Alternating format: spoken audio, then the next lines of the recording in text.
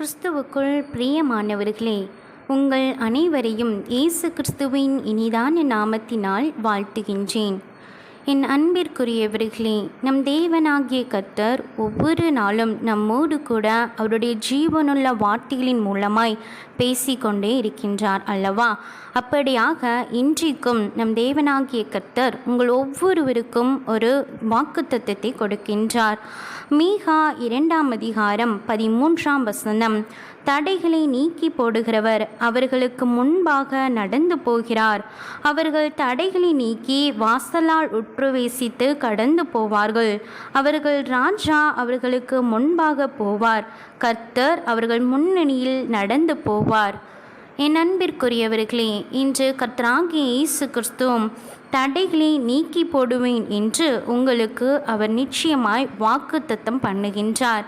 ஒருவேளை உங்களுடைய வாழ்க்கையிலே எந்த காரியத்திலே தடை ஏற்பட்டு கொண்டிருந்தாலும் சரி, இன்றைக்கு அந்த தடைகளை நான் மாற்றி போடுவேன், அதை நீக்கி போட்டு நானே அந்த தடைகளை அகற்றி போட்டு உங்களுக்கு முன்பாக சென்று அந்த காரியங்களை வாய்க்க பண்ணுவேன் என்று நம் தேவனாகிய கர்த்தர் இன்று உங்கள் ஒவ்வொருவரோடும் கூட பேசி கொண்டிருக்கின்றார். ஒருவேளை நீங்கள் உங்களுடைய மகனுக்கோ அல்லது உங்கள் மகளுக்கோ திருமண வாழ்க்கை இன்னும் நடைபெற முடியலையே, நான் எவ்வளவோ காரியங்களில் பிரயாசப்பட்டு கொண்டிருக்கின்றேன், இன்னும் இந்த திருமண காரியம் நடப்பதற்கு எந்த ஒரு வாய்ப்பும் இல்லாமல் இருக்கின்றதே என்று சொல்லி நீங்கள் கலக்கத்தோடு இருக்கலாம். கவலைப்படாதிருங்கள் பிரியமானவர்களே, கர்த்தர் இன்று உங்களுக்காக தான் வாட்டி கொடுக்கின்றார். நிச்சயமாய் திருமண காரியத்தில் இருக்கின்ற தடைகளை அவர் மாற்றி போடுவார். எனக்கு வேலை கிடைக்கவில்லை, இன்னும் நான் கிடைக்கின்ற வேலைகளில் எல்லாம் நான் தோல்வியை மாத்திரம் அடைந்து கொண்டிருக்கின்றேன், எவ்வளவோ இடங்களுக்கு நான் சென்று பார்த்து விட்டேன், ஆனாலும் கூட இன்னும் ஒரு வேலையும் எனக்கு கிடைக்கவில்லை என்று சொல்லி நீங்கள் கலங்கி கொண்டிருக்கலாம்.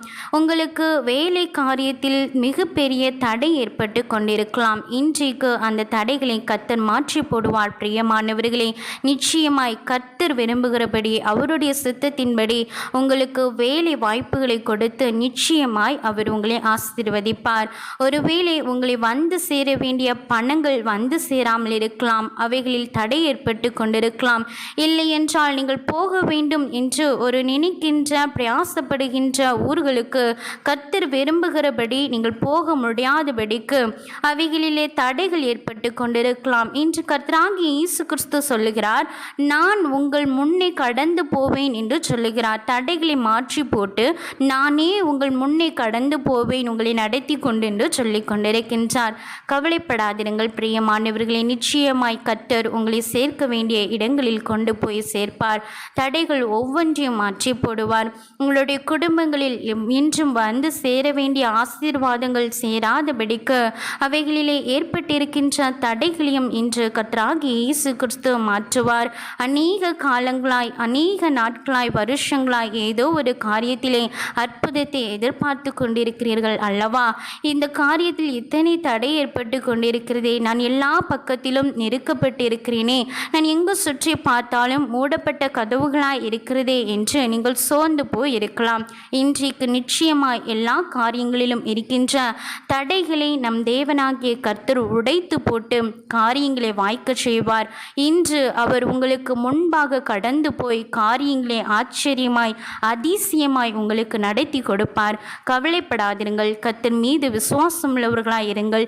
இந்த வார்த்தை பிடித்து கொண்டு ஜெபம் செய்யுங்கள். நிச்சயமாய் உங்கள் தடைகளை மாற்றி கர்த்தர் உங்களை ஆசீர்வதிப்பார்.